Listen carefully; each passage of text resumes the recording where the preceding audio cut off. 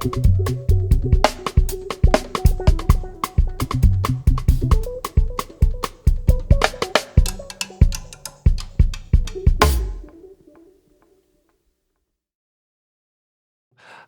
I'm John with Carbon Sound, and I have the distinct honor and privilege to be here with Yussef Dayes. For those who might not know out there, who is Yussef Dayes? I'm a human being from London, the UK, here on tour in America with my band, the Yussef Dayes Experience. Yeah. A human being that also just celebrated a birthday. Yeah. How was that? How does that feel? 31, I hear. Yeah. Getting big in the game, man. Yeah. I have a bone to pick with Wikipedia. They actually say you're 30. I don't know if you're aware of this. Okay, well, yeah, 12th of December, 92. Well, yeah, again, thank you so much for being here. This is the last stop on your U.S. leg of the Black Classical Music Tour. How does that feel? How does it feel to be here in Minneapolis? Yeah, St. Paul. I'm very excited to be in Minneapolis. I've got my family here, my auntie and my cousins and my uncle. They're in St. Paul. Mm-hmm.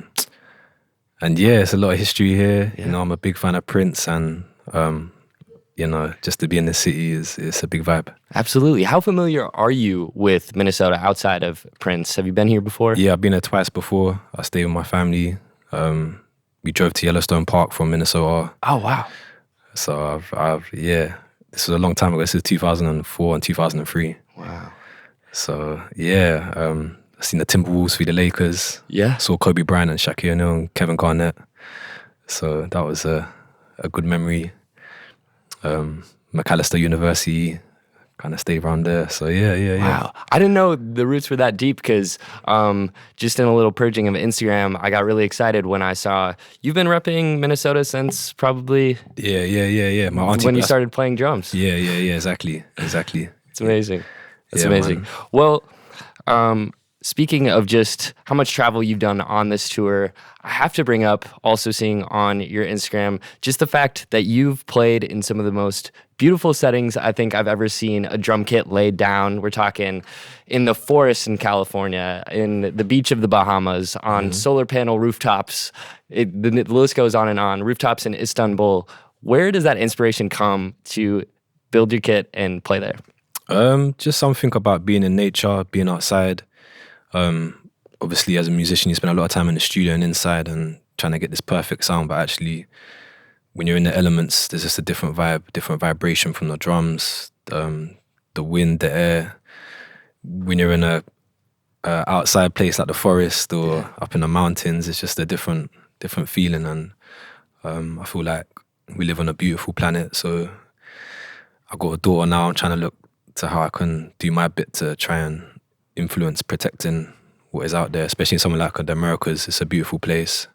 I've been so lucky to travel to like Yellowstone Park, Yosemite, been to Minnesota before, seen the lakes. So it's an incredibly beautiful place. So the planet is beautiful. So I'm just trying to just share that via the music and just link the two together, really. 100%. What would you say is the most beautiful place you've ever been able to play drums at? There's not one particular place, but I've been heavily inspired by my time in Salvador, in Bahia, in Brazil. And I have a fond memory of being in Luzino, who's a maestre, candomblé drummer and priest, and he took me to his drum shrine in his compound, and it was baking hot and in the favela, and we just vibing out, drumming, and I was learning a lot. So that's definitely a fond memory in my mind. St. Lucia, the Pitons, Soufrière, it's a beautiful place. Bahamas, Right. Senegal, Dakar, Southeast London, mate. Yeah, of course. And I do want to bring up, you mentioned Senegal too, and I'm just so curious because there seemed to be this introduction to Sabar drums that really you took note of, and that kind of almost felt like it freed you of this metronomic square. Can you talk about that and how important that trip to Senegal was, and how important it was to be able to recognize the power of the Sabar drum? Yeah, I've been heavily inspired by a lot of West African music and drumming. And I mean, if you talk about drums, the original drums is coming from places like Congo, Senegal, Nigeria, Ghana, South Africa. A lot of the rhythms that you hear that are even in the Western world, if you go back, they kind of originate from a lot of these places, and a lot of claves and thing you're hearing. If you go Congo, they got the original conga. That's where that drum comes from. And I think for me, even when I was younger, I knew that there was more to just staying super in time and super metronomic and the 1, 2, 3, 4. I was starting to explore and hear different rhythms that just didn't feel like they were inside that square, and actually wanted to just be more free and just expressive. And then when I saw a video of this guy called Dudu Ndegea Rose, or I think I'm saying his name right, man, I hope so.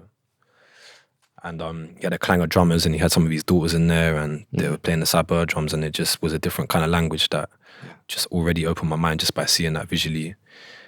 And I just wanted to get to Senegal after I see that, and I was blessed I got to stay with 2 amazing drummers, sabur drummers, Abba and Endigo, and they kind of took me in and gave me the drums, showed me some rhythms, and we went to a couple ceremonies and just see what they do. And it was good because it's like a new language that I wasn't familiar with, but I was in my heart familiar with it, but technically and what I was hearing, I couldn't comprehend it at first. And I like that feeling because maybe I'm out of my comfort zone. And I think with music, you can always stay in your comfort. It's easy to stay knowing what you know, but sometimes you have to empty your cup to refill it with some new information. And kind of feel like, that trip to Dakar was a beautiful experience for me. 100%. It seems like travel has really nourished that. And I'm just curious then, what are kind of some essentials, non-negotiables, having traveled, having toured, now that you're on tour? What do you need? I see there's been suction cup therapy. Are there any forearm, wrist exercises that are needed during tour? Yeah, I probably should do more stretching and yoga. Both my parents are yoga teachers. My dad's teaching yoga now. He's a yoga teacher, Iyengar. So I should try and add my yoga back to the formula. But we do like a lot of pull-ups and wrist strengthening and core body work and breathing. And because when I play a lot of the time, it's a lot of breath work going on as well. So I just try and I should do a lot more stretching though. I feel like I'm pretty, shoulders are up here and thing. I need to be more relaxed. So.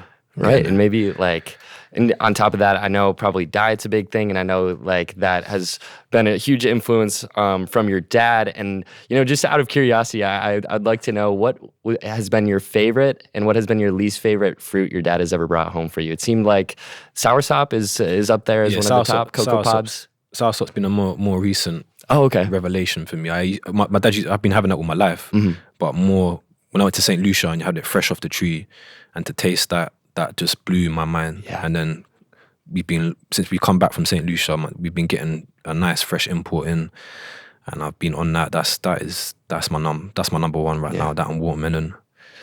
There's got to be some bad ones. Yeah. Well, my least favorite's probably, I ain't really a big fan of like tamarind as it is. Obviously, when it's made into the sauce for the roti and thing, I like tamarind. But when it's in its original form, I haven't really quite got around to that one yet. But my daughter loves it, so. Oh, there you go. So nice. Maybe I need to reestablish. Yeah, maybe it'll grow on you. Yeah, gotcha. Exactly.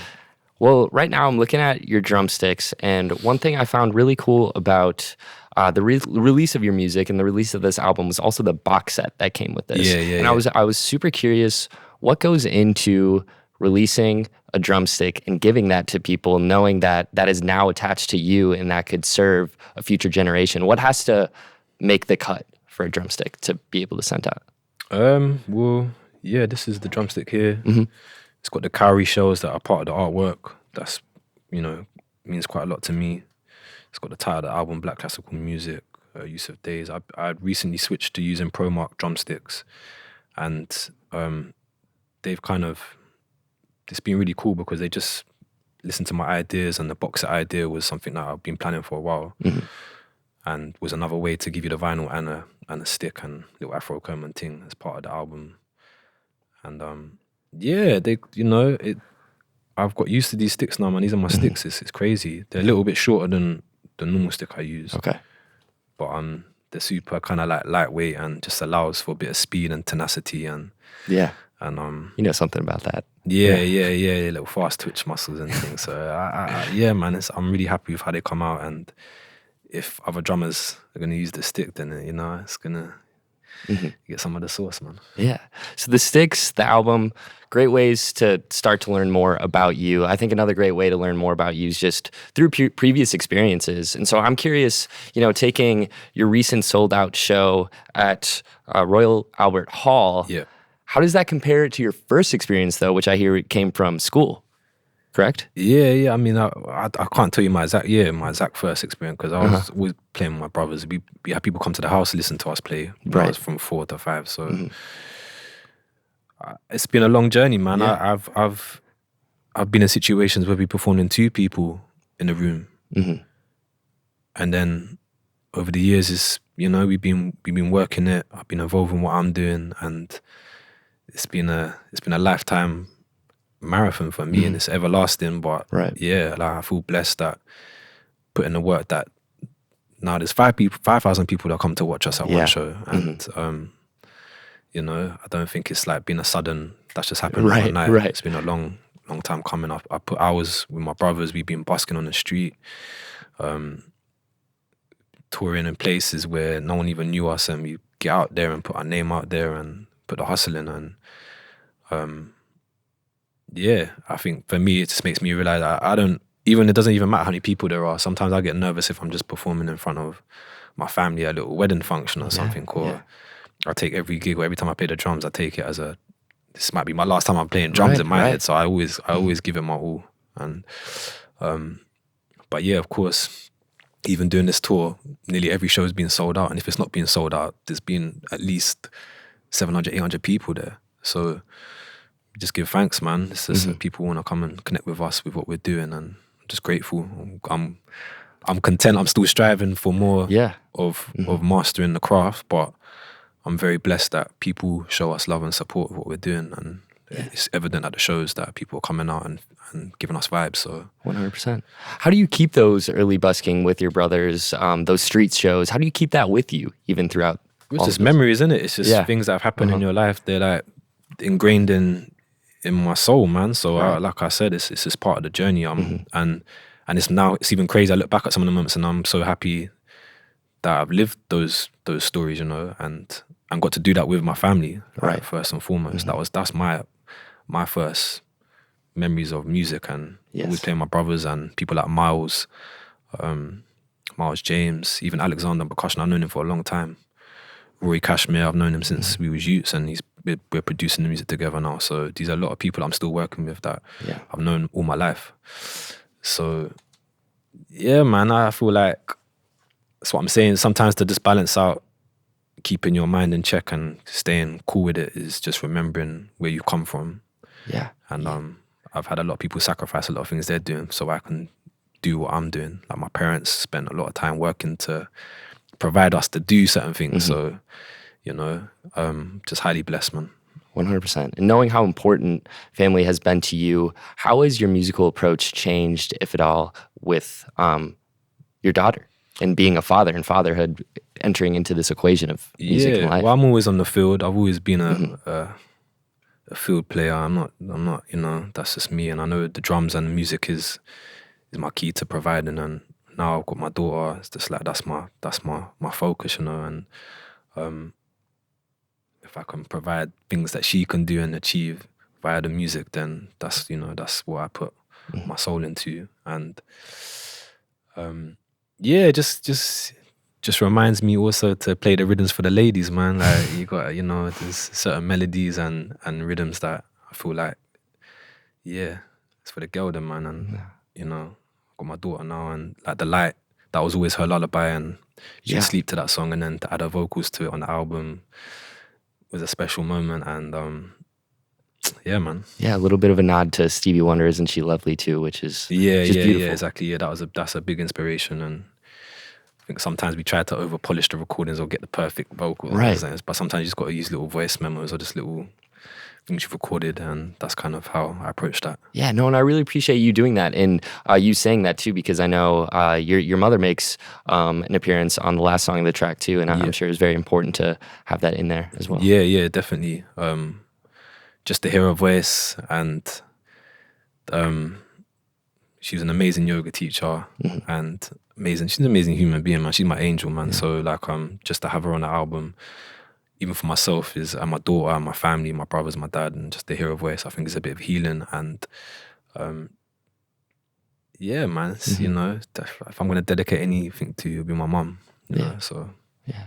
And clearly so many inspirations that find their way into this album and project and just into your music. And one that I'm curious about how it this relationship has influenced you, because he's not a musician to start with, but Virgil Abloh seems to have been a very important and strong relationship. And I know you performed at a dinner party for him. I think you were gifted some Drummer Boy Off-Whites. Yeah, man. Virgil came on board, man. He if you met him, you know that he's a person that would just, if he takes your vibe, you take your vibe. Doesn't matter who you are. He wouldn't judge you on those kind of things, and he'll let you know that you're inspiring him, and then he's gonna go and make an idea, and he'll come back, and then you're like, he's, you know. And like we had For My Ladies, the Duality video, and he said, okay, I've got an idea with this song, and he sent the garms, and he sent like a little mood board for me to kind of go and play off with, and I went and shaped it, and then we put that video together, and he was blessed to play at some Louis Vuitton shows and runways and just be involved in what he was doing. And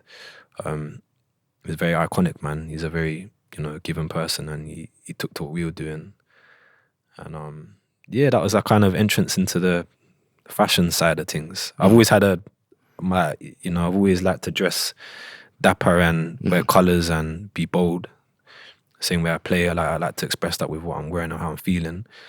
But yeah, definitely the garments he had given us, and I weren't rocking Louis Vuitton before, so I just, you know what I mean, he kind of put me onto his cuts, and yeah, man, you know, it's good to look dapper and express how you're feeling, you know. And I'm sure you will be looking dapper and performing just an amazing, incredible set based off of Black classical music tonight in Minneapolis at the Fine Line. Yeah. Anything you're looking forward to now that the U.S. tour is coming to a wrap? What are you excited about? Yeah, I mean, we got something special dropping tomorrow. We got a video dropping tomorrow, a little drum video for the people them. Very cool. And that's gonna be cool. Taking my family to the Caribbean after the tour, so I'm gonna just cool off and get my sauce up on coconuts and show my daughter. We're going to Mexico and Brazil in January, so that's gonna be wicked. Got some shows there, so yeah, man, it's just a lot happening. Just trying to keep healthy and keep cool, and it's just good to be in Minnesota, man. It's the last stop. Yeah, couldn't be more happy that you were here today, and I just thank you so much for your time and being here at Minnesota Public Radio. Yeah, man, thank you for having me, man.